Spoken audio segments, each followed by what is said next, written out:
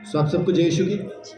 परमेश्वर का धन्यवाद कि हम उस जगह पे हैं जहाँ पे आके हम वचन से कुछ बातों को सीखते, समझते और अपनी जिंदगी में लागू करके आगे बढ़ते हैं। आज जो मैं आपके साथ बात करने वाला हूं वो ये है कि उद्धार पाने के बाद हमें किस तरह से चलना जरूरी है। हम इस तरह से चल के उद्धार पाएंगे नहीं। इस चीज को समझ लीजिए। पहले उद्धार हम पा चुके प्रभु यीशु मसीह के लहू की वजह से। उसने हमें खरीदा और परमेश्वर की संतान होने का अधिकार दे दिया है।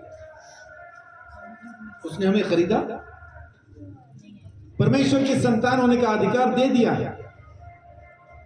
अभी उद्धार पाने के बाद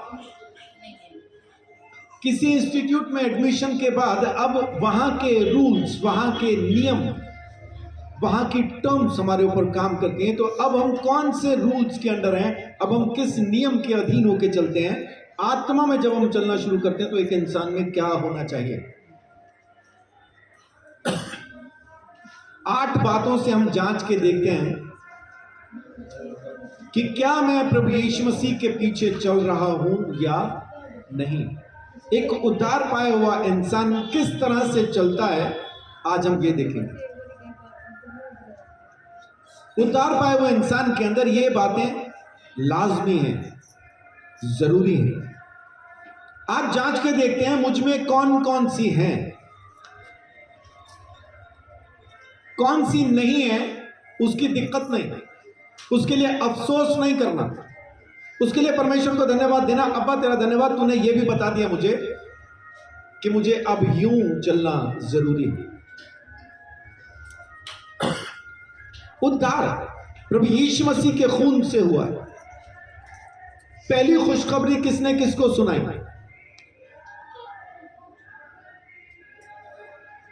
किसने किसको?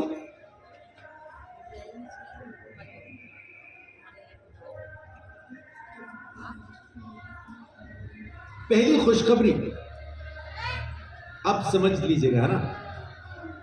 पहली खुशखबरी यहोवा ने जगत को सुनाई। सबसे पहली खुशखबरी परमेश्वर की तरफ से आती है कि मैं तुम्हें बेटा दूंगा। यह खुशखबरी जगत को सुनाई परमेश्वर ने, और उसकी खुशखबरी को, उसके सुसमाचार को आगे हम सुनाते हैं। उसके बाद पहली खुशखबरी जब परमेश्वर ने जमीन के लोगों को दे दी, उसके बाद दूसरी खुशखबरी किसने किसको सुनाई? प्रभु यीशु मसीह ने मरियम को, मैं मुर्दों में से जी उठा हूं, जा मेरे चेलों को बता। तीसरी खुशखबरी मरियम ने चेलों को सुनाई। मैं आज तक यही सुनता आता हूं कि पहली खुशखबरी मरियम ने चेलों को सुनाई, लेकिन मुझे बाइबल से जो समझ में आता है वो ये आता है, पहली खुशखबरी परमेश्वर ने जगत के लोगों को सुनाई। यीशु क्या कहता है? क्योंकि परमेश्वर ने जगत से ऐसा प्रेम किया कि अपना इकलौता पुत्र दे दिया, ताकि जो कोई उस पर विश्वास लाए वो नाश ना हो बल्कि अनंत जीवन पाए। आमीन। ये पहली खुशखबरी। यशायाह नबी के समय में परमेश्वर कहता है कि तुम्हें पुत्र दिया जाएगा, मैं तुम्हें एक बालक दूंगा, तुम्हें पुत्र दिया जाएगा। कुंवारी गर्भवती होगी, बेटा जनेगी और वो शांति का राजकुमार कहलाएगा, पराक्रमी परमेश्वर कहलाएगा, है ना। वहां पे बताया गया। अब इस खुशखबरी के अंदर हमारी तरफ से कुछ नहीं। देखिए, बहुत से लोग क्या सोचते हैं कि यीशु मसीह सूली पे तो चढ़ के मर गया है, लेकिन अगर हम अपनी तरफ से अच्छे काम नहीं करेंगे तो स्वर्ग में नहीं जाएंगे। ये सोच, ये विचार संसार हमें देता, परमेश्वर नहीं देता। अगर यही होता तो परमेश्वर क्या बोलता? यीशु मसीह क्या कहता? क्योंकि परमेश्वर ने जगत से ऐसा प्रेम किया कि अपना इकलौता पुत्र दे दिया, अब जो कोई पुत्र की आज्ञा को मानेगा वो नाश नहीं होगा। अगर यही सच होता तो यीशु यही ना कहता क्या कि अब जो कोई यीशु की बातों को मानेगा, पुत्र की बातों को मानेगा, वो नाश नहीं होगा बल्कि अनंत जीवन पाएगा। लेकिन यीशु ने ऐसा नहीं कहा। यीशु ने क्या कहा? जो कोई उस पर विश्वास करेगा विश्वास किस बात का? कि परमेश्वर ने अपना इकलौता पुत्र मुझे दिया, जिसने कुर्बान होकर अपने खून से मुझे खरीदा और परमेश्वर की संतान होने का अधिकार दिया है, और अब मुझे उस बाप के हाथ से कोई छीन नहीं सकता। उसने एक ही बार में मेरा उद्धार कर दिया है ना। अब मुझे किस्तें देने की जरूरत नहीं है, डाउन पेमेंट नहीं की, यीशु मसीह ने एक बार में दाम चुका के मुझे खरीद लिया। अब जब मैं ये कहता हूं तो बहुत से लोग कहते हैं फिर तो पाप करते रहो, फिर तो स्वर्ग में जाएंगे। यीशु ने ये कभी नहीं कहा, बाइबल ने ये कभी नहीं कहा। उद्धार हो गया। अब देखते हैं वो 8 बातें हैं जो उद्धार पाए हुए एक शख्स के अंदर होनी ही चाहिए, उसको वैसा चलना ही चाहिए। ये उद्धार पाने के बाद की बातचीत है। इन बातों से उद्धार नहीं होगा। उद्धार हो चुका है। अब क्योंकि आपका उद्धार हो चुका है, इस वजह से आपको अब ऐसा चलना लाजमी है, जरूरी है। आमीन। पहली बात, क्या आप अंधेरे की बजाय रोशनी में ज्यादा चलते हैं? पहला यूहन्ना 1:6-7। क्या आप अंधेरे की बजाय रोशनी में ज्यादा चलते हैं? यदि हम कहें कि उसके साथ हमारी सहभागिता है और फिर अंधकार में चलें तो हम झूठे हैं और सत्य पर नहीं चलते। पर यदि जैसा वह ज्योति में है वैसा ही हम भी ज्योति में चलें तो एक दूसरे से सहभागिता रखते हैं और उसके पुत्र यीशु का लहू हमें सब पापों से शुद्ध करता है। आमीन। वचन क्या कहता है कि अगर हम उसके साथ चल रहे हैं तो फिर हम ज्योति में चलेंगे, क्योंकि वो खुद भी ज्योति में। अब मैं जिसके साथ चल रहा हूं तो मैं वहीं चलूंगा ना जहां पे वो है। यीशु मसीह कहता है कि मैं जगत की ज्योति हूं, जो मेरे पीछे होलेगा वो फिर अंधकार में नहीं चलेगा, वो फिर अंधकार में नहीं चलेगा। तो अपने आप को जांच के देखें, अपने कामों से, अपनी सोच से जांच के देखें कि क्या आपके ज्यादा काम वो हैं जो आप रोशनी में सबको दिखा सकते हैं। खास तौर से आपकी बातें, क्या दिन भर के अंदर आप ऐसी बातें बोलते हैं जो आप सबके सामने बोल सकते हैं? अगर नहीं बोल सकते तो ये दुकान बंद कर दीजिए, वो बोलना शुरू कीजिए जो सबके सामने बोल सकते हैं। बहुत बार पास्टर्स के साथ जब बात होती है, बहुत बार जब लोगों के साथ मेरी बात होती है, तो मैं उनको यही कहता हूं। कभी कभी लोग सामने से कह देते हैं, ये बात आप उनके सामने कहोगे, तो मैं उनको ये सीना ठोक के कहता हूं कि मैं जो बात बंद कमरे में कह रहा हूं ना, चौक पे भी यही कहूंगा। इसलिए बहुत से लोग घबराते हैं मेरे से बात करते हुए, क्योंकि जो है मैं सामने भी कहूंगा, कहीं भी कहला लो वहीं कहूंगा। जो बंद कमरे में कहता हूं वो चौक पे भी कह सकता हूं, और जो मैं सामने नहीं कह सकता वो मैं बंद कमरे में भी नहीं कहता। जिसके बारे में जो कहूं सामने भी कह सकता हूं। इसका मतलब ये नहीं है कि मैं बदतमीजों में डरता नहीं। इसका मतलब है मैं जो कह रहा हूं बंद कमरे में, जो कह रहा हूं, जो सामने कह रहा हूं, दोनों ही बातें सच है। आप आज पूछ लो, आप 100 साल के बाद पूछ लो, बात बदलती नहीं। क्यों? क्योंकि सच है। झूठ पैर पैर पे बदलता है। अभी कुछ कह देगा, उसके बाद जब आप उसको पकड़ लोगे फिर बदल जाएगा। नहीं, मैं तो ये इसलिए कह रहा था, है ना, वो कारण बदल देता। आपके काम, आपकी बातें, खास तौर से आपके सोच, आपकी बातें जो आप बंद कमरे में कह रहे हैं किसी के बारे में, जब वो बंदा सामने हो तो सामने भी कह पाएंगे क्या? सामने भी कह पाएंगे?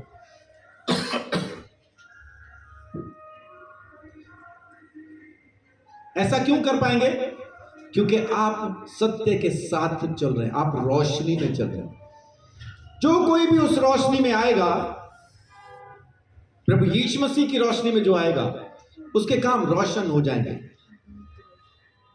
आप बेशक कैसे भी हैं आज की तारीख में, रोशनी में आ जाइए, रोशनी में चलना शुरू कीजिए।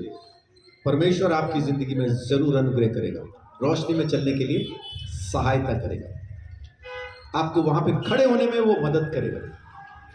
अपने आप को जांच के देखिए कि आपके ज्यादा काम, ज्यादा बातें अंधेरे की हैं या रोशनी की। वचन कहता है कि जैसा वो रोशनी में है, अगर हम उसके साथ वैसा नहीं चल रहे तो हम झूठ बोल रहे हैं कि मैं उसके साथ चलता हूं। वो रोशनी में चल रहा है, मैं अंधेरे में, तो मैं कैसे कह दूं कि मैं उसके साथ चलता हूं? वो रोशनी में चलता है और मैं अंधेरे में चलता हूं, फिर मैं ये कहूंगा मैं उसके साथ चलना तो चाहता हूं पर मुझे अंधेरा पसंद है, वो रोशनी पसंद है। और वो अंधेरे में कभी नहीं आएगा, क्योंकि जहां वो जाएगा रोशनी हो जाएगी। जलती हुई मोमबत्ती कभी अंधेरे में नहीं होती, क्योंकि वो जहां जाती है रोशनी हो जाती है। बुझी हुई मोमबत्ती होती है अंधेरे में। एक कमरे में 1000 मोमबत्तियां पड़ी हैं, एक भी नहीं जल रही, कितनी रोशनी होगी वहां? 1000 मोमबत्तियां हैं वहां, और एक कमरे में सिर्फ एक ही मोमबत्ती है, छोटी सी, लेकिन जल रही है। रोशनी होगी कि नहीं? जो कोई प्रभु यीशु मसीह के साथ चलता है रोशनी में चलेगा, अंधेरे में नहीं चलेगा। अपने आप को जांचिए, मैं कहां चल रहा हूं। यह उद्धार पाए हुए लोगों की बात है। अब बहुत से लोग क्या कहते हैं, अंधेरे में चल रहा है तो परमेश्वर इसको नहीं जानता, यह स्वर्ग नहीं जाएगा। स्वर्ग नर्क का फैसला यीशु मसीह के लहू से हो चुका, दाम चुका के खरीद लिया। आप उपजाऊ खेत हैं तब भी उसने खरीद लिया, आप बंजर खेत हैं तब भी उसने खरीद लिया। आप प्रॉपर्टी परमेश्वर की हैं, आपके ऊपर मोहर लगी है, आपके ऊपर नाम लिखा है, दस्तखत कर दिए गए, ये मेरा है। आपके शरीर पे, आपके अंदर, आपके डीएनए पे लिखा है, परमेश्वर ने वहां पे दर्ज किया है, ये मेरा है, ये मेरा है, लिखा है, आपके डीएनए पे लिखा है। आप घर जाके सर्च करके देखिएगा, घर जाके YouTube पे सर्च करके देखना कि परमेश्वर का संदेश डीएनए पे है कि नहीं। इंसान को मिल गया, वो जो परमेश्वर ने संदेश हमारे डीएनए पे लिखा है ना, मिल गया है।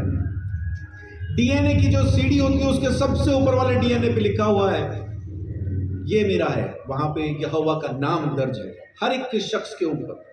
आमीन। सर्च करके देखना YouTube पे, मुझे मिलेगा तो मैं अपने चर्च के उसमें ग्रुप में शेयर कर दूंगा। और मैं तो कई बार देखता हूं उसको, मुझे अच्छा लगता है। वो हिंदी में ढूंढना पड़ेगा मुझे। आप रोशनी में हैं या नहीं, परमेश्वर वही देख रहा है। अगर आप आज की तारीख में अंधेरे में, आपकी बातें अंधेरे की हैं, आपके काम अंधेरे के हैं, दिक्कत नहीं, आ जाइए। 1 सेकंड लगता है बस अंधेरे से रोशनी में आने के लिए। हाँ, आप ना आना चाहें फिर तो सदियां लगती हैं, लेकिन आना चाहें, मैंने देखा लोगों को न चाहते हुए भी रोशनी में आते हुए। वो नहीं चाहते कि आए रोशनी में, लेकिन फिर भी आ रहे हैं। क्यों? क्योंकि उनको रोशनी में रहना है। अंधेरे में रहना रास नहीं आ रहा है, पसंद नहीं आ रहा है। वो अपनी इच्छाओं को त्याग के, वचन क्या कहता है, पौलुस ने क्या कहा, अपने शरीर को उसकी अभिलाषाओं के साथ सूली पे चढ़ा दो और यीशु मसीह के साथ चलना शुरू करो। तो वही कीजिए, परमेश्वर आप पे अपना अनुग्रह बना के रखेगा। पहली चीज, अंधेरे में है या रोशनी में। दूसरा, क्या आप अपने पापों का अंगीकार करते हैं? परमेश्वर के सामने जाके कहते हैं, अब्बा मैं यहां गलत हूं, प्रभु मैं यहां पे गलत हूं, ये गलती मुझसे रोज होती है, दिन में 2, 4, 6, 8, 10, 100 बार होती है। ये गलती मुझसे रोज होती है, ना करना चाहूं तो भी होती है। क्या जाके उसको कह रहे हैं रोज? रोज उसके सामने क्या अंगीकार है? 8वें आयत पढ़ दीजिए। यदि हम कहें कि हम में कुछ भी पाप नहीं, तो अपने आप को धोखा देते हैं और हम में सत्य नहीं। जी, यदि हम अपने पापों को मान लें, ये 9वीं आयत है। 8 में क्या लिखा है कि अगर हम ये कहें कि मुझ में पाप है ही नहीं, तो हम झूठ बोल रहे हैं। बहुत से लोगों को मैंने ऐसे देखा, जब से जी प्रभु में आए हमने तो पाप करना छोड़ ही दिया। कितना बड़ा झूठ।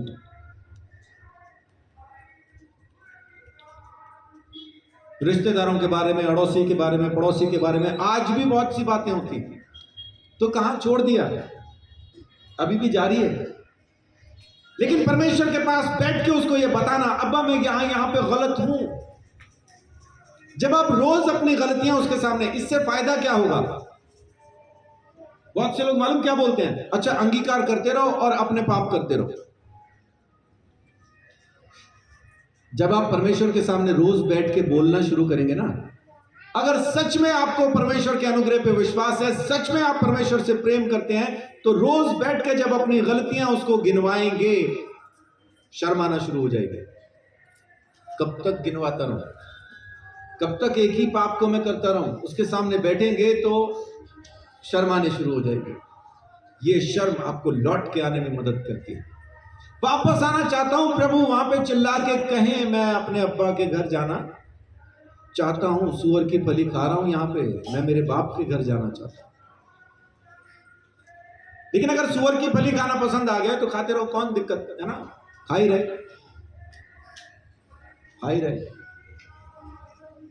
पसंद आ गई तो खाते रहो। लेकिन अगर वहां चिल्ला के आप कहेंगे, परमेश्वर जरूर आप पे अनुग्रह करेगा, वापस आने के लिए सहायता करेगा, एक वापसी का रास्ता जरूर खोल देगा। और जब आप वापस आने लगो ना तो आ जाओ, फिर नहीं वो आज कल परसों चौथ, वो नहीं। आना चाहते हैं तो आ जाओ। आज कल परसों का मतलब है कि अभी समय है, अभी मन नहीं लौटना है तो अब नहीं, तो अगर टाइम भी ले रहे हैं तो दिक्कत नहीं, लेकिन परमेश्वर के सामने अपना अंगीकार शुरू कीजिए। एक दिन परमेश्वर आपको मन फिराने के लिए जरूर सामर्थ्य देगा।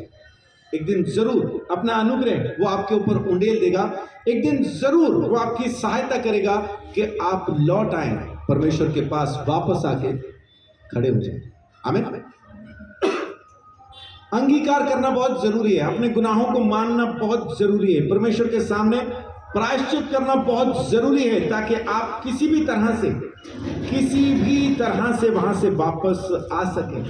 वापसी के लिए चिल्लाना जरूरी है, अब्बा मैं वापस आना चाहता हूं, मैं तेरे राज्य में फिर से प्रवेश करना चाहता हूं, मैं तेरे साथ जीना चाहता हूं, मैं तेरे साथ बढ़ना चाहता हूं, मुझे सहायता कर, मुझे अपने अनुग्रह के अंदर संभाल के रख। प्रेरितों के काम 5:31। मुकेश भाई लिख लीजिए, आपका सवाल था, आप भूल गए, मुझे याद है। प्रेरितों के काम 5:31। यदि मैं अपनी गवाही दूं तो मेरी गवाही उसी को परमेश्वर ने प्रभु और उद्धारकर्ता ठहराकर अपने दाहिने हाथ पर उच्च कर दिया जी। कि वह इजराइलियों को मन फिराव की शक्ति और पापों की क्षमा प्रदान करे। आमीन। क्या करे? परमेश्वर आपको मन परिवर्तन की शक्ति प्रदान करे। मन परिवर्तन भी हम अपनी ताकत से नहीं कर सकते। परमेश्वर के सामने विनती कीजिए कि आपको वो मन परिवर्तन के लिए शक्ति दे, और माफी है, पापों की क्षमा जो है वो भी वही प्रदान करता है। आमीन। तो उसके सामने जब हम अंगीकार करना शुरू करेंगे, बार बार उसके सामने बैठ के कहना शुरू करेंगे, अब्बा मैं यहां पे गलत हूं, वो आपको वापस आने के लिए सहायता करेगा। वापस आने के लिए पक्का सहायता करेगा। आप किधर भी लिख लीजिए, क्योंकि शक्ति वही देता है मन परिवर्तन के लिए, लौट के आने के लिए, उसके अनुग्रह में बैठने के लिए वही सहायता करता है, वही सहायता करता है। एक ग्रुप है जिसमें मैं शामिल हूं, वहां पे एक डिस्कशन चल रही थी, तो वहां पे उन्होंने मुझे बोला कि पास्टर जी आप भी आओ और आके कुछ अपनी तरफ से रखो। ये बातें मैंने उस ग्रुप के लिए तैयार की थी,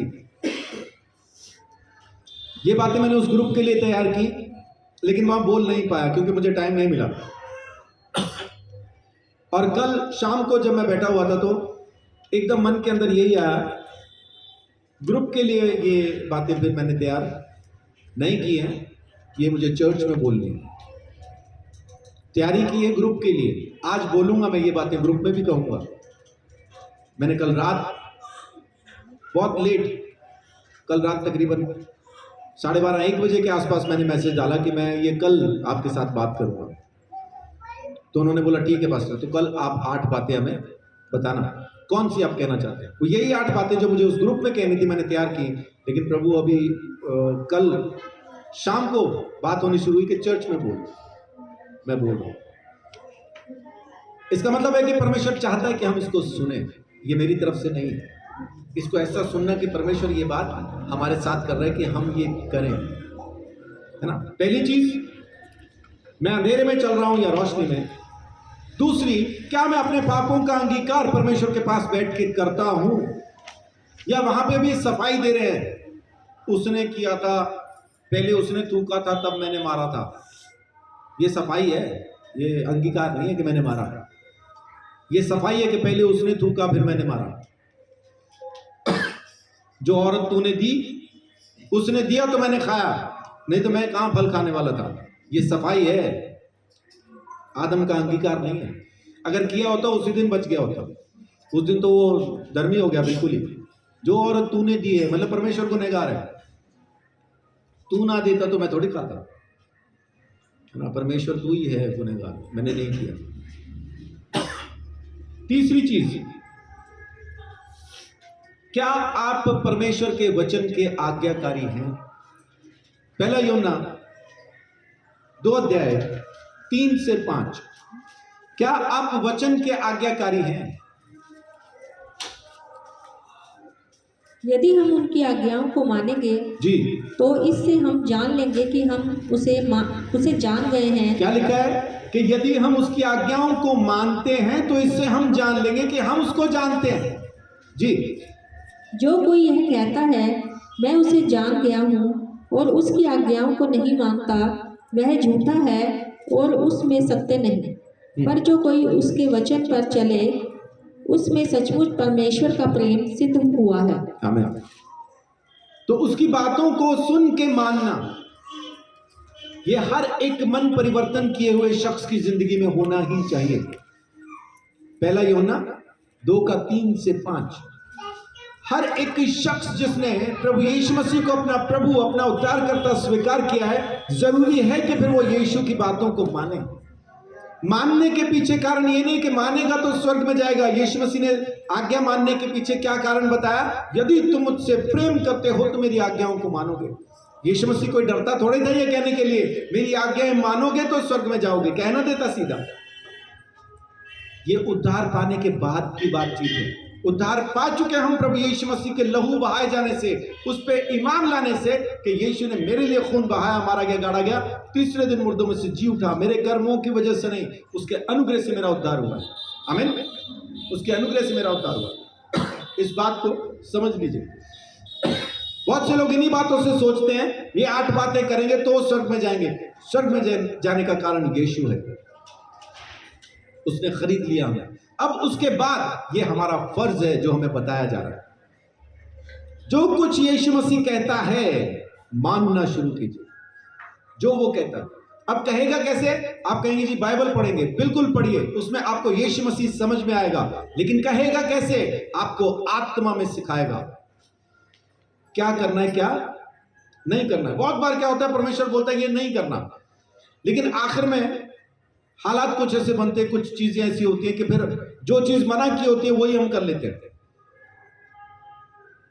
लेकिन आपको इस चीज का ध्यान रखना, 1 बार किया, 2 बार किया, 4 बार किया, लेकिन उसके बाद फिर आपको वो एक प्रायश्चित, एक ऐसा जरूरी है कि आप लौट के आने की इच्छा रखें।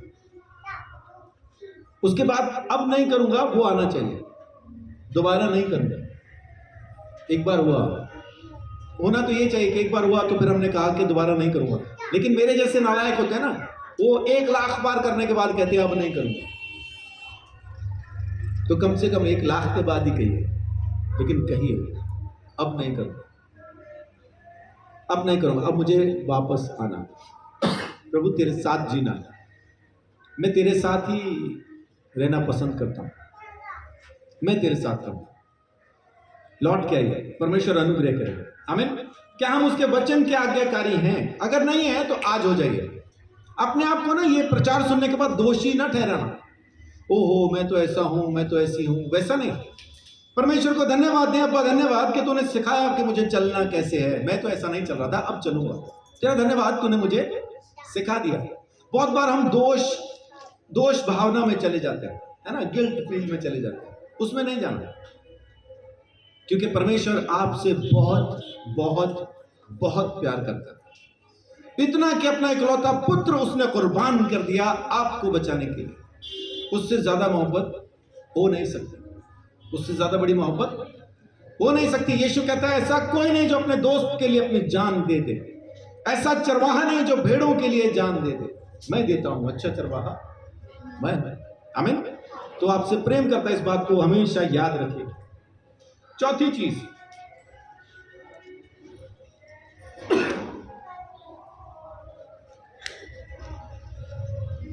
क्या आपकी जिंदगी में यह विशेषता है कि आप जो करते हैं सही करते हैं? सही करने की विशेषता है क्या आपके अंदर? सही काम करने की, है ना, भला काम करने की, क्या ये विशेषता आप अपने अंदर पाते हैं कि लोगों की भलाई आप कर पाते हैं, भले भले काम कर पाते हैं? क्या ये विशेषता आप अपने अंदर देखते हैं? अगर देख रहे हैं बड़ी अच्छी बात, नहीं देख पा रहे दिक्कत नहीं, आज से करना शुरू कीजिए।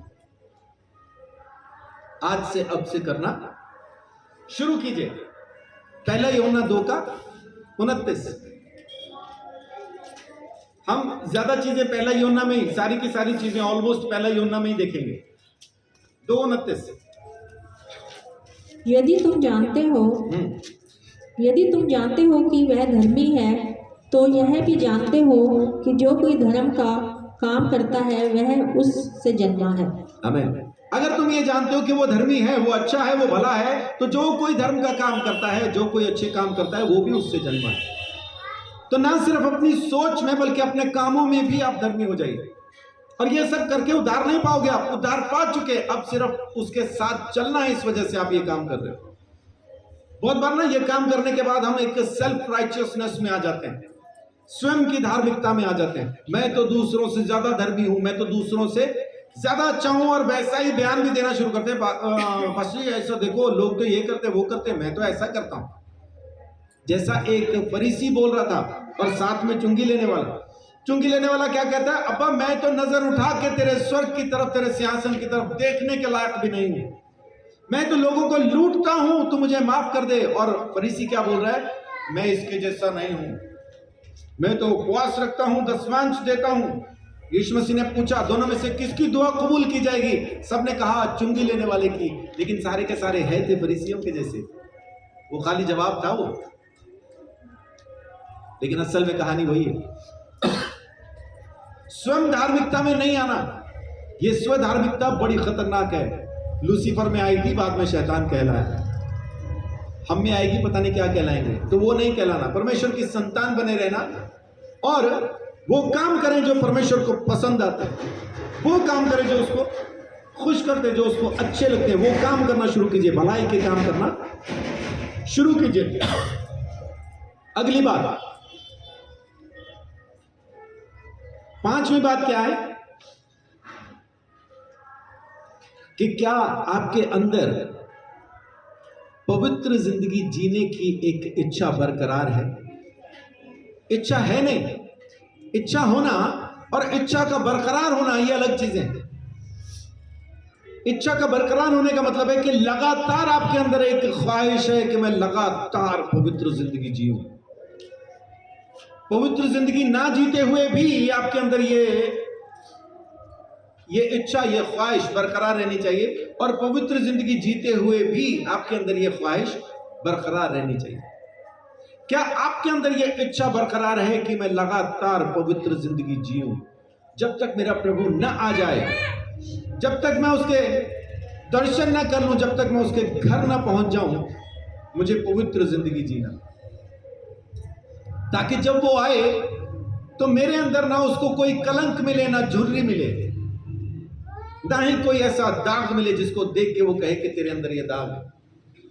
हालांकि मुझ में 3600 दाग है, है ना, कहा जाए तो सर से पांव तक काला ही हूं, लेकिन परमेश्वर का धन्यवाद कि वो मुझ काले से मोहब्बत करता है ना। प्रभु का धन्यवाद। तो अपने आप को जांचें, अपने आप को परखें कि क्या मेरे अंदर पवित्र जिंदगी जीने की एक ख्वाहिश है। अगर वो ख्वाहिश आपके अंदर होगी ना, तो आपकी बातों में कहीं ना कहीं झलकेगी, कहीं ना कहीं आप कहोगे कि मुझे ये पसंद नहीं है, मुझे यहां से निकलना है, मुझे यहां से वापस आना है। कहीं ना कहीं जरूर कहोगे, कहीं ना कहीं जरूर कहोगे, चाहे ऐसे चाहे वैसे, चाहे बहाने से, चाहे कैसा भी आप कहोगे कि मुझे यहां नहीं रहना। आप जरूर कहोगे कि आज से ये सब बंद होता है। आप कहोगे, जरूर कहोगे एक दिन। और ये बात दर्शाती है कि आप एक पवित्र जिंदगी जीना चाहते हैं। बेशक आपको खुद भी अंदाजा ना हो, लेकिन आपकी बातें बताएंगे, आपके फैसले बताएंगे कि आप सच में वापस आना चाहते हैं। आप कह रहे हैं ना, तो इसका मतलब है कि आपके अंदर वो इच्छा बरकरार है, एक पवित्र जिंदगी जीने की ख्वाहिश आपके अंदर जिंदा है। आप वहां से वापस आना चाहते हैं। अगर आज की तारीख में नहीं है तो दिक्कत नहीं, पैदा कीजिए, अपने अंदर ये ख्वाहिश पैदा कीजिए ताकि आप वहां से वापस आ सकें। 3 का 3 पढ़िए। और जो कोई उस पर यह आशा रखता है वह अपने आप को वैसा ही पवित्र करता है जैसा वह पवित्र है। आमीन। और जो कोई ये आशा रखता है कि मुझे यीशु मसीह के साथ जीना, उसके साथ उठना, उसके साथ चलना फिरना है, तो जैसा वो पवित्र है वैसा ही वो अपने आप को भी पवित्र रखता है।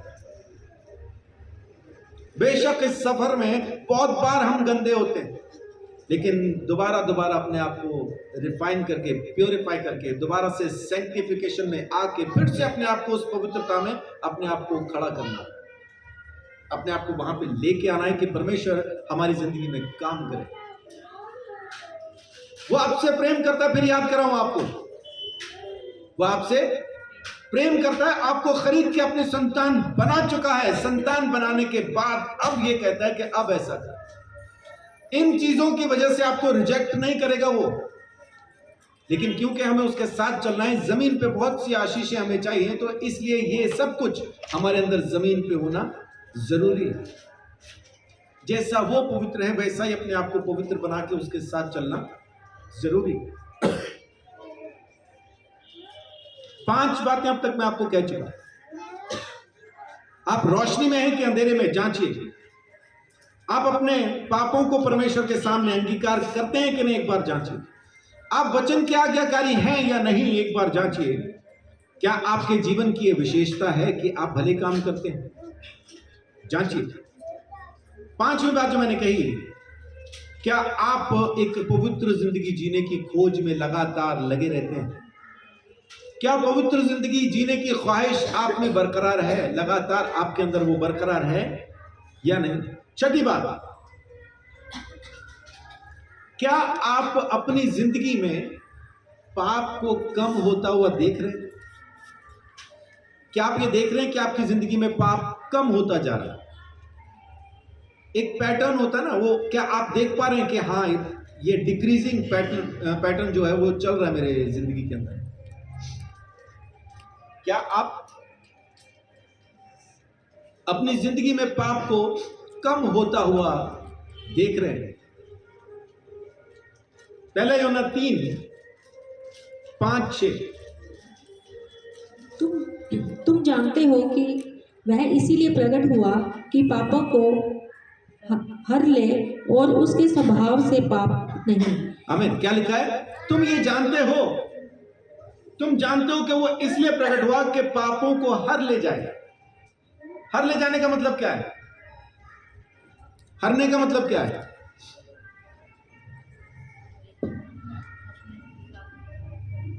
रामलीला कितने लोगों ने देखी? देखी होगी सबने, पहले है ना। उसमें एक दिन एक प्रकरण होता है। उसमें क्या, प्रकरण को क्या कहते हैं? सीता हरण। रावण आया, सीता को हर के ले गया। तो इसका मतलब क्या हुआ? देखिए कितनी जल्दी समझ आया। तो हमारे पापों को हर के ले गया, मतलब हमारे पापों को अब ढूंढते रहो तो नहीं मिलेगा। क्यों नहीं मिलेगा? क्योंकि वो हर के ले गया, यीशु मसीह उठा के ले गया। अब ले गया क्या? पापों को या पापों के दंड को? क्या ले गया? हर के पापों को या पापों के दंड को? पापों के दंड को। अब दुनिया ढूंढती रहे, नरक में जाएगा, दंड मिलेगा, मिलेगा नहीं। क्यों? क्योंकि वो हर के ले गया। आमीन। वो हर के ले गया। क्या लिखा है? तुम जानते हो कि वो इसलिए प्रकट हुआ कि पापों को हर ले जाए और उसके स्वभाव में पाप नहीं। आमीन। जो हमारे पापों के दंड को हर के ले गया ना, उसके स्वभाव में पाप है ही नहीं। इसका मतलब समझते हैं आप कि यीशु के स्वभाव में पाप नहीं था? क्या समझते हैं इससे आप?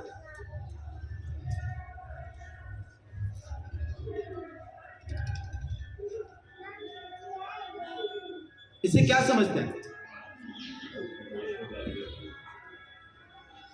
परमेश्वर के आज्ञाकारी के स्वभाव में पाप नहीं होता क्या? हम में से कितने लोगों ने खून किया है? हाँ जी,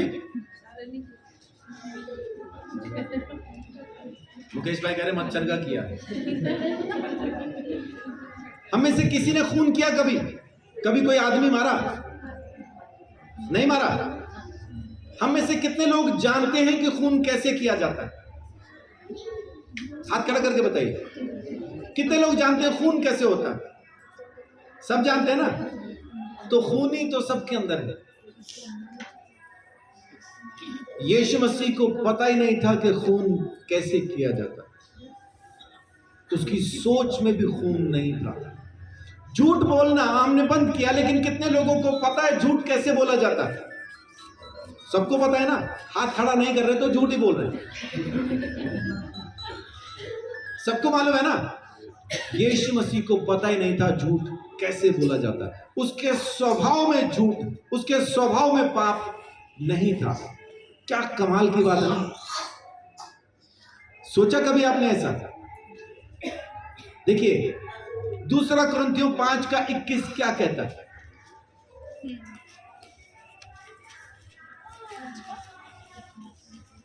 जो पाप से अज्ञात था, क्या था? पाप जो से पाप से अज्ञात था, जिसको पता ही नहीं कि पाप होता क्या है, उसके ऊपर मेरे पापों का दंड डाल दिया। उसके ऊपर मेरे पापों का दंड डाल दिया। इसको यूं समझिए कि कोई एक ऐसा शख्स है जिसका दिमाग चल गया, जिसको पता ही नहीं क्या हो रहा है क्या नहीं हो रहा है। उसको यह भी सुध नहीं है कि उसने कपड़े पहने कि नहीं पहने, और उसके ऊपर हमने ये केस डाल दिया कि ये हीरे मोती सोने चांदी की तस्करी करता है। उसको पता ही नहीं उसके ऊपर क्या हो गया, उसको पता ही नहीं, उसको अपनी सुध नहीं है, लेकिन हमने उसके ऊपर केस डाल दिया सोने चांदी की स्मगलिंग का, हीरे मोती की स्मगलिंग का। प्रभु यीशु मसीह जो पाप से अज्ञात है, जिसको पता ही नहीं पाप होता क्या है, उसके ऊपर सारे जगत का पाप डाल दिया परमेश्वर, और उसने उठा भी लिया। क्या कमाल का खुदा और क्या कमाल का हमारा मुक्तिदाता है ना? वो हमारे प्रभु यीशु मसीह का जो पिता परमेश्वर कमाल का बाप, और अपना यीशु कमाल का भाई, जिसको पता ही नहीं पाप क्या चीज होती है, मेरे पापों का दंड सह लिया उसने। क्या लिखा है? पहला यूहन्ना 3:5 में, तुम जानते हो कि वो इसलिए प्रकट हुआ कि पापों को हर ले जाए और उसके स्वभाव में पाप नहीं। छठे आयत देखिए क्या कहती है? जो कोई उसमें बना रहता है वह पाप नहीं करता। जो कोई पाप करता है उसने ना तो उसे देखा है और ना उसको जाना है। क्या मेरे अंदर पाप कम होता जा रहा है? क्या मेरे पापों की गिनती घटती जा रही है?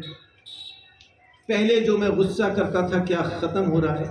पहले जो मैं अपशब्द या सीधा कहें तो गाली जो देता था, क्या अब खत्म होती जा रही है? पहले मेरे अंदर जो जलन थी, नफरत थी, क्या कम होती जा रही है। पहले जो मैं चुगलियां करता था, क्या खत्म होता जा रहा है।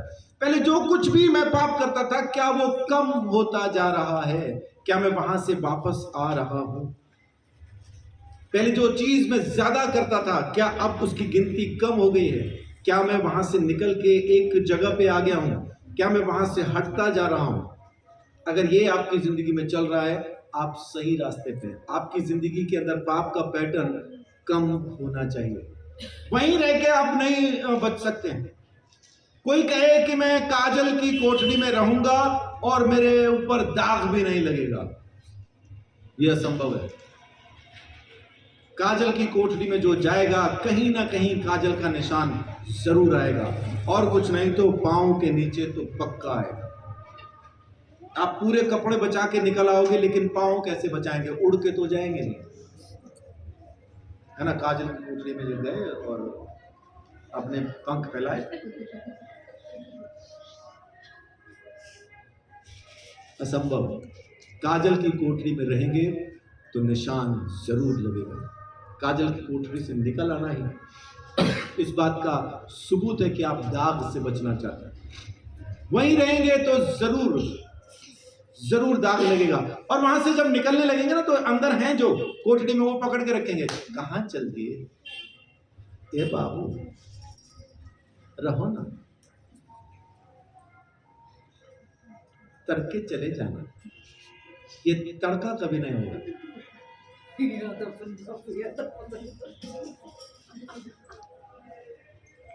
वो सुबह कभी तो आएगी, वो सुबह कभी नहीं आएगी। लेकिन अगर आपकी जिंदगी में पाप का पैटर्न कम हो रहा है, तो आपके लिए खुशखबरी है कि आप उस कोठरी से, बेशक अभी आप उसी के अंदर हैं, लेकिन आप वापस चल दिए हैं दरवाजे की तरफ, और एक समय आएगा जब आप उसमें से निकल के बाहर भी आ जाएंगे। आमीन। अपनी जिंदगी को जांच के देखिए कि क्या आपकी जिंदगी के अंदर पाप का पैटर्न, पाप की मकदार, पाप की गिनती कम होती जा रही है क्या। अगर कम होती जा रही है तो आप सही जगह पे, नहीं हो रही तो दिक्कत नहीं, फिर भी आप सही जगह पे, आप परमेश्वर के हाथ में हैं। आना शुरू कीजिए, परमेश्वर उसको कम करने में आपकी सहायता करेगा। कमाल की चीज क्या है, ये सब कुछ उद्धार पाए हुए लोगों के लिए। ये करके आप उद्धार नहीं पाएंगे। ये करने के बाद उद्धार नहीं होगा। उद्धार पा चुके हैं, इसलिए आप ये सब करते हैं, क्योंकि आप परमेश्वर से, प्रभु यीशु मसीह से मोहब्बत करते हैं, इसलिए आप ये सब कुछ करते हैं। ये करने के बाद आपका उद्धार नहीं होना, उद्धार हो चुका, इस वजह से आप ये कर रहे हैं। इस बात को याद रखिएगा। परमेश्वर आपको हर जगह पे प्रेम करता है। आप जहां हैं, परमेश्वर आपसे प्रेम करता है। बहुत से लोग कहेंगे नहीं, अगर पाप में ही है तो क्या परमेश्वर फिर उसको बचा लेगा, क्या उसको वहां से निकाल लेगा। अब इसके साथ बहुत सारी चीजें अपनी तरफ से जोड़ के कहते हैं फिर तो पाप करते रहो। कहां कहा बाइबल ने कि करते रहो, बाइबल ने कहीं नहीं कहा। लेकिन आपके इस सवाल का जवाब देने के लिए एक वचन पढ़वा देता हूं। कलीसिया के अंदर व्यभिचार होता है, बाइबल में लिखा है। और कैसा व्यभिचार, खतरनाक वाला। कौन सा? कलीसिया के अंदर एक ऐसा शख्स है जो अपने पिता की पत्नी के साथ सोता। अब कहने को तो वो माई हुई ना, बेशक सौतेली हो, है तो माई, उसका रुतबा तो वही है, उसके साथ उसका संबंध है। पहला कुरिन्थियों 5 अध्याय उसकी पहली आयत।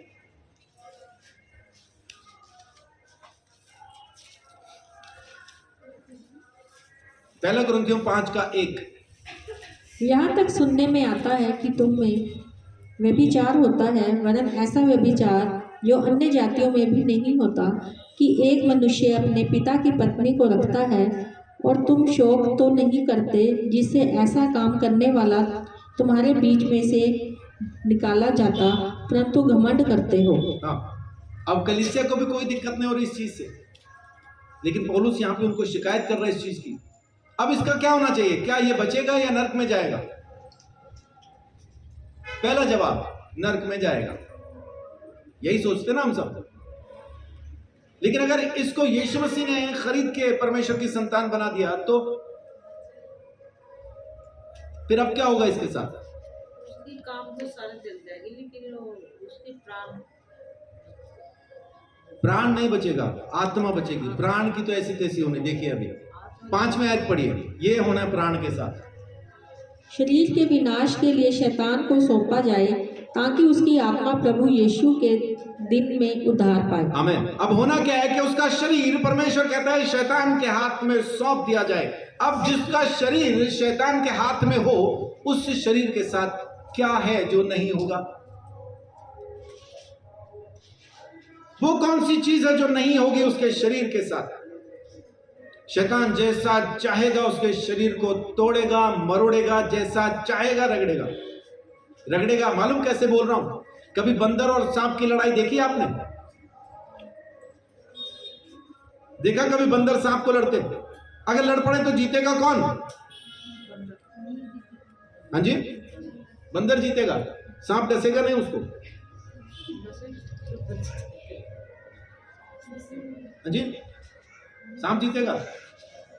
पापा कह रहे बंदर, बेटा कहता है सांप। ये ठीक है, एक ही खानदान के अंदर वोट रहेगी, है ना, कोई तो जीतेगा। जीतेगा कौन? बंदर। वो सांप के दे थप्पड़, दे थप्पड़। सांप की समझ में नहीं आता कहां से आ रही है। जब सांप थप्पड़ खा खा के भागने वाला होता, फिर पकड़ पकड़ के खींचता, उसको भागने भी नहीं देता। और उसके बाद आखिर में क्या करता है? सांप को, जैसे ये फन है ना, यहां से पकड़ लेता बंदर उसको, उसकी मुंडी पकड़ लेता और फिर सड़क पे घिसाता उसको। फिर सूंघता है क्या, फिर घिसाता उसको, फिर सूंघता। सांप पता नहीं कब का मर जाता है, ये रगड़ता ही रहता है उसको। ये बोल रहा हूं, शैतान भी ऐसे ही रगड़ेगा। राजू भाई ने देखी लड़ाई है ना, मैंने भी देखी। खूब रगड़ता सांप को और पूरा खत्म करके फिर आखिर में फेंक के चल देता, जैसे हुआ ही कुछ नहीं। बंदर बड़ी कमाल चीज है। शिमला के अंदर मैंने देखा, एक लड़की नौटंकी कर रही थी बंदर के साथ। केला देती फिर कर लेती, देती फिर पीछे कर लेती, देती। उसको आया गुस्सा, जंप करके एक दिया कान पे, वाह हो गया, तू ही खा ले जरा। देना दे, नहीं देना नाटक गाएगा। लड़की के कान पे एक दिया, ओहो जन्नाटेदार। एक अंग्रेजन तस्वीरें खींच रहे बंदर की, पहले तो बैठा रहा आराम से, बिजली के जैसा चमका वो बंदर। कैमरा इसके हाथ से गायब, कैमरा लेके हो गया। अब इसको बड़ा महंगा कैमरा था इस फॉरनर का, टूरिस्ट थी वो। ऊपर बैठ के, पेड़ के ऊपर बैठा हुआ, नीचे खाई। ये रिवॉली की बात कर रहा हूँ, रिज की बात कर रहा हूँ, वहाँ ना सॉरी उसकी जाखू मंदिर की। वो पेड़ पे बैठा हुआ, नीचे खाई है। उसने घुमाते घुमाते कैमरा उससे क्लिक हो गया, जैसे फ्लैश आंखों में लगी, यूं फेंका, अब वो जा रहा है खाई में। अंग्रेजन साथ जा रहे उसकी। बंदर कमाल की चीज। शैतान भी ऐसा ही रगड़ेगा, कारण उसके न लौट के आने की वजह से। माने वो वहीं पे रहना चाहता है और दूसरे लोग भी उसमें घमंड कर रहे हैं, उसको वापस नहीं आने दे रहे, उधर ही रखा वो उसको, यहीं रहो तुम, जिंदाबाद, हम तुम्हारे साथ हैं, वापस नहीं आने देते। वचन कहता है ऐसे शख्स को शैतान के हाथ में सौंप दिया जाए ताकि उसका आत्मा, गौर से पढ़िए, देखिए दोबारा पढ़िए 5वें आयत।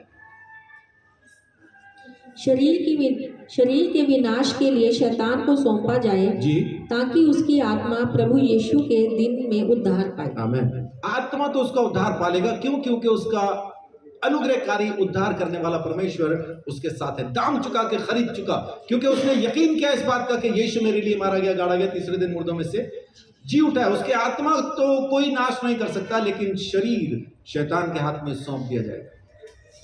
बहुत बार ऐसा होता है कि हम निकल ही नहीं पा रहे, बीमारी जा ही नहीं रही।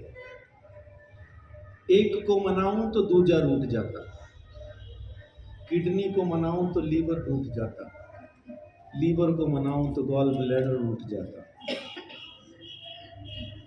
वो घूम ही रही अंदर, है ना, वो चली रही अंदर। और बहुत बार ये खान पीन की वजह से भी होती है। हमारा खान पीन, उठना बैठना सोना जागना, उसकी वजह से भी परेशानी आ जाती है, जिसमें ये बीपी शुगर ये खाने पीने और सोने जागने की आदत की वजह से होती है। ये कोई बीमारी नहीं है, ये हमारे सोने जागने की एक रूटीन जो खराब है उसकी वजह से होता है। लेकिन बीमारी माने जो जान से मार दे ऐसी बीमारी। तो वचन साफ कहता है कि अपने अंदर देखो कि क्या आपके अंदर पाप कम होता जा रहा है या नहीं। अगर कम हो रहा है तो अपने आप को परमेश्वर के अनुग्रह के अंदर समझिए। सातवीं बात, क्या हम सिर्फ बातें ही कर रहे हैं या चल भी रहे हैं। तीसरा अध्याय उसकी 18-19, खाली बोल ही रहे हैं, बातें ही हैं या चल भी रहे हैं, उसके लिए हम कुछ काम भी कर रहे हैं, वापस भी आ रहे हैं, चीजों को मना कर रहे हैं, चीजों को छोड़ना शुरू कर रहे हैं। क्या कर रहे हैं हम? देखिए, हे बालकों, हम वचन और जीव ही से नहीं पर काम और सत्य के द्वारा भी प्रेम करें। हाँ, क्या लिखा है? हम वचन और जीव ही से नहीं, माने खाली बोलने से नहीं, लेकिन काम से, सत्य से भी उस पे चलें, प्रेम करें। जी 19 पढ़िए। इसी से हम जानेंगे कि हम सत्य के हैं, और जिस बात में हमारा मन हमें दोष देगा उसके विषय में हम उसके सामने अपने अपने मन को ढांढस दे सकेंगे। हमें क्या कहता है कि क्या हम खाली बातें कर रहे हैं या हम उसके मुताबिक चलते भी हैं। और अगर किसी बात के लिए मेरा मन मुझे दोष देता है तो परमेश्वर के सामने हम हिम्मत बांध पाएंगे, ढाढ़स बांध पाएंगे। क्यों? क्योंकि वो हमारे साथ है, हमारे मन से बड़ा है, और हम वही करते हैं जो उसको पसंद आता है। और जब हम वो करना शुरू करते हैं कि जो उसको पसंद आता है, तो जो मांगेंगे वो हमारे लिए हो जाएगा। हमें पढ़ के देखिए आगे, उसकी 21 और 22 भी पढ़ दीजिए। हे प्रियो, यदि हमारा मन हमें दोष न दे तो हमें परमेश्वर के सामने हियाव होता है, और जो कुछ हम मांगते हैं वे हमें उससे मिलता है, क्योंकि हम उसकी आज्ञाओं को मानते हैं और जो उसे भाता है वही करते हैं। आमीन। तो जब हमारा मन हमें दोष देना बंद कर देगा, जब हमारे अंदर ये दोष भावना खत्म हो जाएगी कि तू तो अभी वहां पे गलत है, तू तो अभी यहाँ पे गलत है, ये चीजें जब हमारे अंदर खत्म हो जाएंगी तो जो चाहेंगे मांगेंगे वो हमारे लिए हो जाएगा, जो मांगेंगे वो हमारे लिए हो जाएगा। इसलिए यीशु मसीह क्या कहता है? अगर मेरा वचन तुम में बना रहे, मेरे अंदर बना हुआ क्या है? पाप, इसलिए वो पूरा नहीं हो पाता जो मैं मांगता हूं। लेकिन जब परमेश्वर का वचन मुझ में बना रहेगा और मेरा मन मुझे दोष न देगा, ये कहना शुरू करेगा, हाँ अब तू ठीक है, अब तू वापस आ रहा है, अब तू वापस आ चुका है, तो जो कुछ मैं मांगूंगा परमेश्वर मुझे दे देगा। क्यों? क्योंकि मैं उसकी बातों को मानता हूं और वो करता हूं जो उसको पसंद आता है। आमीन, आमीन। आखिरी बात, 8वीं और आखिरी बात, क्या आप अपनी मसीही जीवन में पाप के ऊपर जीत महसूस करते हैं? क्या आपको यह लगता है कि आपने पाप को जीत लिया है? क्या ये चीज आप महसूस करते हैं? 5 का 4 पढ़िए।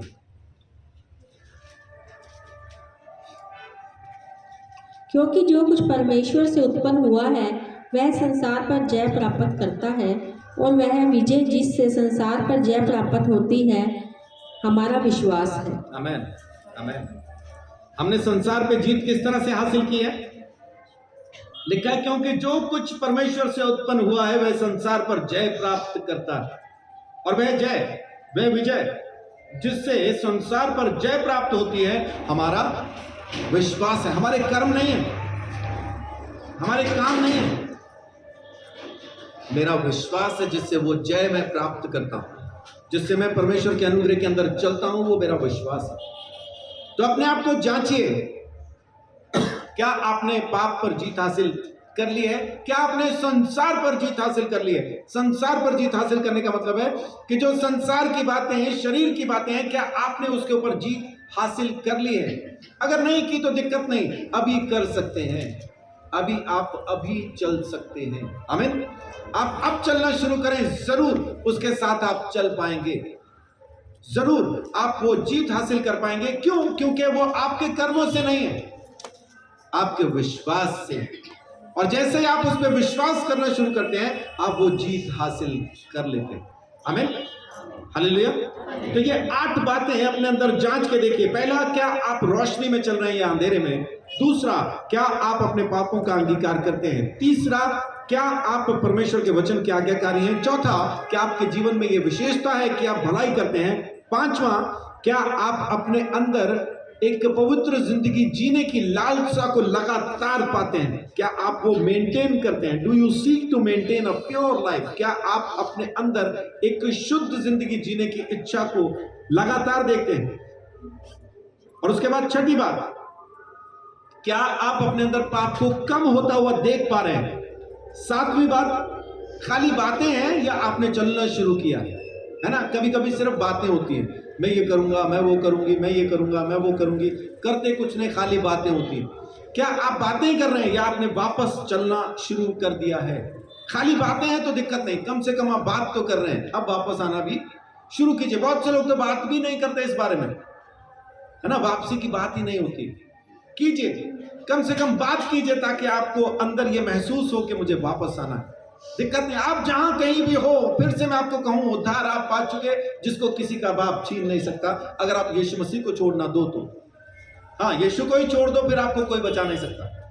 लेकिन यीशु के साथ हैं तो उद्धार पा चुके हैं। इन बातों के बाद उद्धार पाएंगे वैसा नहीं है, लेकिन उद्धार पाए हुए एक शख्स को ऐसा होना चाहिए, ऐसा उसको चलना चाहिए। 8वीं और आखिरी बात, क्या आप अपने जीवन में पाप के ऊपर जीत महसूस करते हैं? क्या आपको ये महसूस होता है कि आपने पाप को जीत लिया? और ये जीत कैसे हासिल होती है आपको? आपके विश्वास के द्वारा। क्यों? क्योंकि यूहन्ना 16:33 के अंदर यीशु मसीह कहता है कि तुम्हारा मन कच्चा ना हो, ढाढ़स बांधो, हिम्मत करो, ये संसार तुम्हें कलेश देता है, लेकिन मैंने तुम्हारे लिए संसार को जीत लिया है। आमीन। जीता किसने? यीशु ने। मैं नहीं जीतूंगा, मैं नहीं जीतूंगा, यीशु ने जीत लिया। और जीत के वो ट्रॉफी उसने मेरे नाम पे ट्रांसफर कर दिया। अब वो ट्रॉफी मैं यूज करता हूं। संसार को जीतने की ट्रॉफी मेरे पास है ना? कोई मुझे पूछे, आपने संसार को हरा दिया? हाँ जी, हरा दिया। कैसे पता? सर्टिफिकेट अपने पास, ट्रॉफी अपने पास। वो कहां से आई? यीशु ने दी है, यीशु ने दी है। सामने वाला कहेगा वो तो वही जीता था। हाँ, जीता था, लेकिन उसने मुझे दी है। ये सर्टिफिकेट मेरे नाम पे है। कितने लोगों ने 3 इडियट मूवी देखी है? देखी है ना? उसमें आमिर खान ने पढ़ाई की या उसने की जो कोठी में बैठा हुआ था? आमिर खान ने पढ़ाई की। पास कौन हुआ? पास हुआ कोठी वाला। अपने घर की दीवार पे सर्टिफिकेट किसने, वो डिग्री किसने लगा रखी है?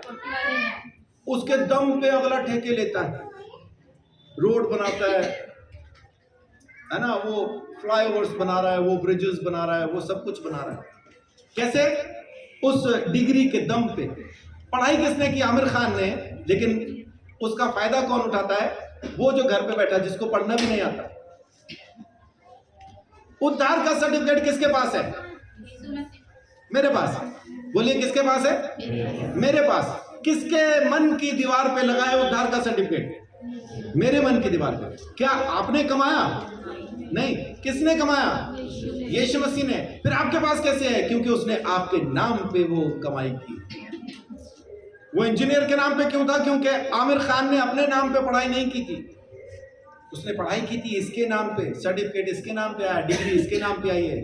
यीशु मसीह ने जो दंड सहा, वो किसके नाम पे सहा? किसके नाम पे सहा? मेरे नाम। किसके नाम पे सहा? मेरे नाम पे। मेरे नाम पे। और मुक्ति का सर्टिफिकेट किसके नाम पे बना है? मेरे नाम पे। हमारे नाम पे नहीं बना जुनैन, मेरे नाम पे बना है। मेरे सर्टिफिकेट पे आपका नाम नहीं है, हमारा है ही कुछ नहीं। आपका आपका है, मेरा मेरा है। यीशु मसीह ने मेरे नाम पे दंड सहा और मुझे उद्धार दिया, और उसको मैं यूज करता हूं। तो संसार को जीता किसने? यीशु ने। मैं कैसे जीत जाता हूं संसार को? विश्वास के द्वारा। विश्वास कौन सा? यीशु ने मेरे लिए सब कुछ कर दिया है। आमीन। मैं अंधेरे में था, यीशु मसीह मेरी वजह से रोशनी में चला, ताकि मैं रोशनी में आ जाऊं। आमीन। पहला था ना, क्या आप अंधेरे में चल रहे हैं कि रोशनी में? रोशनी में कौन चल रहा है? रोशनी में कौन चल रहा है? यीशु, मैं कहाँ हूं? परमेश्वर मुझे आज की तारीख में कहाँ देखता है? मैं यीशु के हाथ में, उसकी हथेली में खोद के बना दिया गया हूं। तो मैं कहाँ पे हूं? यीशु में। यीशु रोशनी में, तो मैं कहाँ हूं? तो खास दिक्कत नहीं है रोशनी में आने की। आपको आना है खाली पापों का अंगीकार, उसके सामने सारे पाप खुले हैं, उसको बताने में दिक्कत नहीं। आज्ञाकारी कौन बना? यीशु। सर्टिफिकेट किसके पास है आज्ञाकारिता का? मेरे पास। कहीं कहीं फेल हो रहा हूं तो दिक्कत नहीं, लौट आइए, परमेश्वर इसमें सहायता करेगा। ऐसा ही सारी की सारी 8 बातें यीशु मसीह पूरी कर चुका है। अब हमें कहता है विश्वास कर और यहां पे आ जा, तेरे लिए सब कुछ पहले से पूरा हो चुका है। आमीन, आमीन। बहुत बार हम सरप्राइज पार्टी रख देते हैं ना किसी के लिए, किसी का जन्मदिन है, वो थका हुआ आया, थका हुआ वापस आया, और रात के 12 बजे जैसे वो कमरे के अंदर, घर के अंदर आता है तो पूरी लाइट्स हो जाती है, वहां पे पूरे गुब्बारे उब्बारे लगे हुए हैं, हैप्पी बर्थडे टू यू, वहां केक, समोसे, पेस्ट्री, है सब कुछ रखा हुआ है। पार्टी किसकी? जिसका जन्मदिन